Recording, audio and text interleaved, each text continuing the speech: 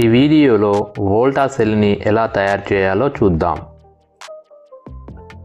Volta cell తయారు చేయడానికి ముందుగా 2 ఖాళీ ఇంజెక్షన్ బాటిల్స్ తీసుకోవాలి.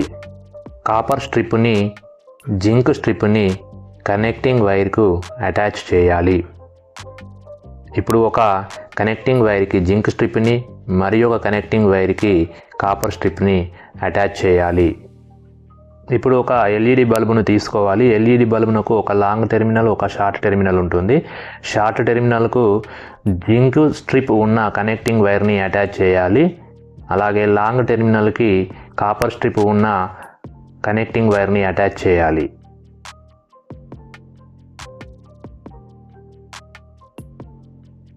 ఇప్పుడు ఒక ఇంజెక్షన్ బాటిల్ క్యాప్ తీసుకొని దానిలోనికి కాపర్ స్ట్రిప్ని ఇన్సర్ట్ చేయాలి. రెండవ క్యాప్లో జింక్ స్ట్రిప్ని ఇన్సర్ట్ చేయాలి.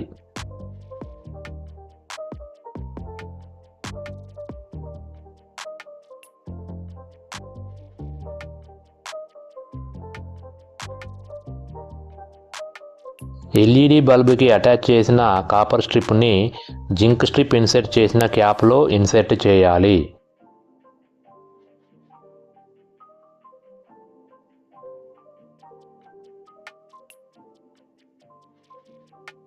ఎల్ఈడికి అటాచ్ చేసిన జింక్ స్ట్రిప్ని కాపర్ స్ట్రిప్ ఇన్సర్ట్ చేసిన క్యాప్లో ఇన్సర్ట్ చేయాలి.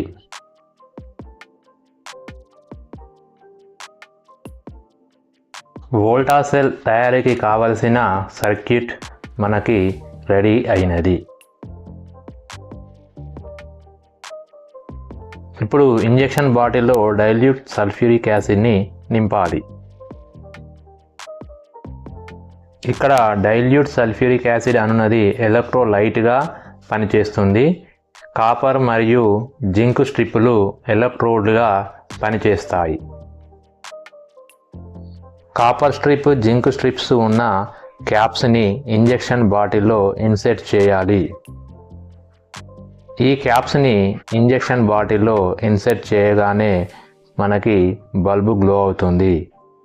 మనం తయారు చేయాలనుకున్న వోల్టా సెల్ రెడీ అయినది.